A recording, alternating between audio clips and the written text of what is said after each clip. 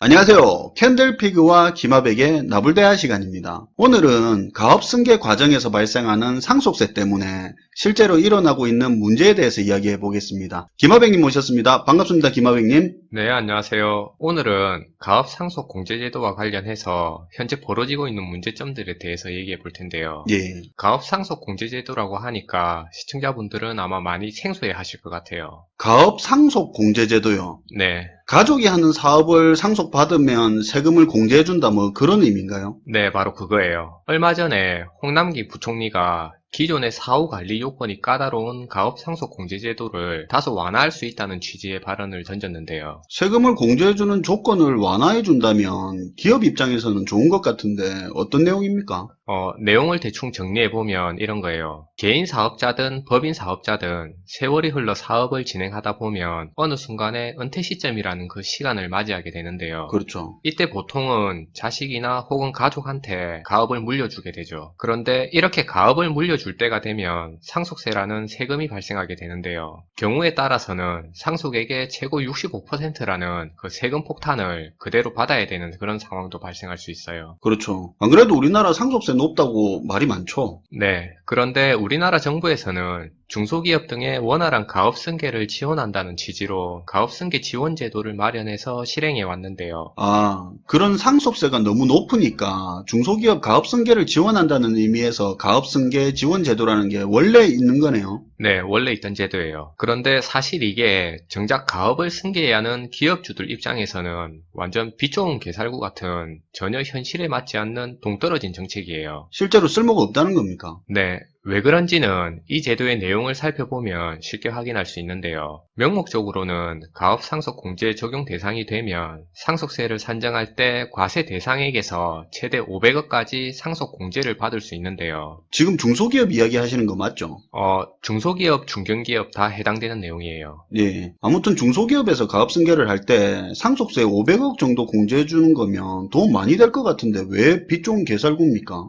그러니까 이 제도를 따르는 요건이 너무 까다롭다 보니까 사실은 거의 유명무실한 제도라고 보시면 될 것 같은데요. 상속세 공제를 받기 위해서는 가업 승계 이후에 고용, 업종, 지분을 10년간 유지해야 된다고 하는 그런 사후 관리 요건이 존재하는 겁니다. 10년이요. 네. 그러니까 상속세 공제해주는 조건이 10년 동안 고용도 유지해야 되고 업종도 유지해야 되고 지분도 무조건 유지해야 되는 거네요. 네. 이건 좀 아닌 것 같은데. 예를 들면 이런 건데요. 제가 부모님한테서 조그만 중소기업 하나를 가업으로 물려받았다고 치면 최소한 10년간 평균 정규직 근로자 수를 기존에 고용된 인원 기준으로 해서 100% 이상 유지해야 된다는 건데요. 앞으로 어찌 될지도 모르는데 무조건 10년 동안 근로자 수를 유지해야 되네요. 네, 혹시라도 중소기업보다 규모가 더 되는 중견기업을 물려받았다고 하면 평균 정규직 근로자 수를 120%까지 더 높여서 유지해야 되고요. 예. 그리고 물려받기 전에 부모님이 운영하던 업종도 그대로 10년 동안 유지하면서 경영해야 된다는 건데요. 예.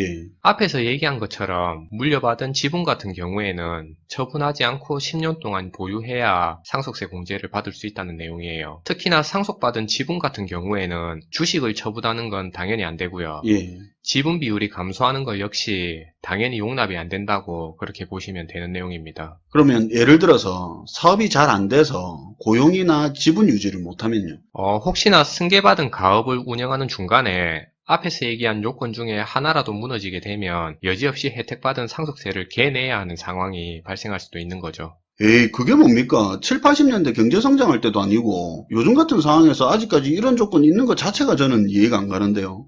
제 생각도 그래요. 최근에 근로시간 단축에 최저임금 인상, 경기 불황 우려까지 겹치면서 고용 부담을 느끼는 제조기업들이 많이 늘어났는데요. 그러니까요. 이런 상황에서 가업 승계를 염두하고 있는 기업주들이 앞으로 정규 인력 100% 이상을 10년 동안 의무적으로 유지해야 된다고 하니까 엄청난 부담감으로 작용할 수 있는 겁니다. 아, 그래서 이번에 가업 상속 공제 조건 완화 이야기를 했네요. 네, 앞에서 홍남기 부총리가 사후 관리 요건을 완화하는 취지의 발언을 던졌다고 그렇게 얘기했는데요. 예. 그 내용이 기존의 10년간 고용, 업종, 지분을 유지해야 되는 조건을 7년으로 낮추는 걸 검토하고 있다고 얘기한 거죠. 주관적인 판단으로는 7년도 택도 없이 길어 보인다는 게 개인적인 생각이에요. 아니 10년이나 7년이나 뭐가 차입니까? 생색만 내는 거 아닙니까? 그래 보여요. 세상은 눈깔 팍팍 돌아가게 변해가는데 부모님 세대에서 하던 업종을 자식 세대에서도 그대로 계속 유지해야 된다고 하니까 좀 깝깝해 보이는데요. 예, 뭐 숙련된 장인 기술이나 꾸준히 고수해야 되는 기술력이 요구되는 업종의 그런 일이라면 이해하겠지만 사실 보통의 산업단지나 공장단지에 자리 잡은 그런 제조업 기업들을 보면 어떤 업종인지 뻔히 보이는데요. 예, 선반의 기계 부품, 자동차 부품 가공하는 회사들처럼 사실 살짝만 훑어봐도 한눈에 들어오는 너무 익숙한 업종들이 대부분입니다. 그렇죠. 앞으로 산업 흐름이 어떻게 될지도 모르는 상황에서 업종 변환을 이렇게 막아두는 게 과연 현실적인 방안인지에 대해서는 사실 의문이 드는 게 사실이에요. 의문이 드는 게 아니라 요즘 상황이 안 맞죠. 업종이 다른 건 아니지만 당장 우리 동네 수제 돈가스집 주인도 장사 안 되니까 알바 자르고 닭강정집으로 바꾸는 판국인데 10년 동안 업종 전환도 못하는 조건은 아닌 것 같습니다. 그렇죠. 얼마 전에 케이블 전선 만드는 중소기업을 운영하는 사장님하고 얘기할 기회가 잠깐 있었는데요. 예, 그분 하시는 말이 최근에 자기는 이런 생각이 든다고 합니다. 자기가 케이블 전선 제조 공장을 차린 게 제일 후회스럽다는 건데요. 왜요? 더 정확하게 얘기하면 제조업 공장을 차려서 운영하는 게 지금에 와서는 가장 후회스럽다는 표현인 것 같아요. 사업이 그래도 잘 될 때는 늘어나는 주문량을 맞춘다고 사람도 더 뽑고 늘어난 사람 수에 맞춰서 설비도 더 늘리고 설비를 늘려서 생산량이 늘어나다 보니까 기존의 공간이 부족해서 창고도 또 늘리면서 그렇게 운영해 왔다고 하는데요. 예, 그리고 그렇게 사업이 잘 될 때는 사실 사업장을 팔아라고 하는 뭐 그런 업자들도 많았다고 합니다. 그렇죠. 그런데 산업도 마찬가지겠지만 사업에도 사이클이 있듯이 잘 될 때가 있으면 힘든 시기가 찾아오기 마련인데요. 이렇게 막상 힘든 시기가 찾아오게 되니까 기존에 늘려놨던 인력부터 시작해서 설비에 공장 부지 창고까지 모조리 잉여자산으로 놀아버리니까 후회된다는 거죠. 예, 거기다 이 모든 걸 올 개인자산으로 갖췄으면 그나마 다행인데 당연히 담보 잡고 대출 끼고 진행을 했으니까 힘들다는 얘기였는데요. 제조업을 하다 보니까 출구 전략이 전혀 안 보인다는 게 주된 내용이었던 것 같아요. 최근에 몇몇 기사를 보니까 평생 일군 기업을 상속세가 무서워서 가업 승계를 포기하고 회사를 매각하는 경우가 늘어나고 있다고 하는데요. 이렇게 매물 기업이 늘어나다 보니까 M&A 대상이 되는 기업들이 2년 새에 28%까지 늘어났다고 하고요. 일부 회계법인에서는 M&A 전담팀을 꾸려서 증권사하고 협업을 해서 기업 승계를 포기한 매물을 찾아 나서는 경우도 많다고 하는데요. 예, 최근에는 사모펀드까지 나서서 이렇게 숨어있는 알짜 기업들을 집어삼키고 있다고 하니까 상황이 심각해지면서 묘하게 흘러가는 것 같아요. 야, 2년 새 매물로 나온 기업이 30% 정도 늘어난 거라고 생각해보면 상황이 굉장히 심각하네요. 네. 장사 안 돼서 기업 내놓은 것도 있겠지만 가업 승계 포기하고 내놓는 물량도 많다는 이야기잖아요. 네, 그게 포인트예요. 그래서 가업 상속 공제 조건 완화라는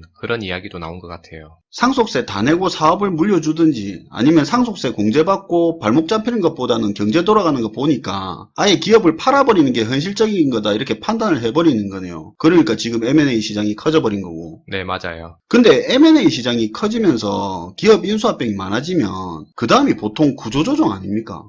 보통은 그래요. 기업이 팔리고 새로 들어온 월급 사장들이야 어차피 자기 계약 기간 안에 성과를 내야 되는 거니까 인적, 물적 구조조정 할 거고요. 그렇죠. 장기간 연구 투자보다는 단기 성과 위주의 사업을 진행할 텐데요. 그런 게 아니라면 기업의 핵심 기술이나 영업망만 쏙 빼먹고 또 헐값에 업종 변경 분할해서 매각하는 걸로 그렇게 던질 수도 있는 거죠. 가업상속 공제를 좀 더 현실적으로 해서 기업인들이 사업체를 포기하지 않게 하는 게 중요하겠네요. 사실 다큐멘터리나 그런 데 보면 대만이나 독일이 경쟁력 있는 중소기업들이 많은 나라잖아요. 네. 정작 그런 국가를 우리는 맨날 배우자고 하면서 현실은 그런 중소기업이 나오기 힘든 구조네요. 네, 그런 것 같아요. 며칠 전에 보니까 영화 신과 함께 제작사로 유명한 덱스터 스튜디오가 CJ E&M의 피인 수설이 돌면서 상한가 치는 모습도 보여줬는데요. 예.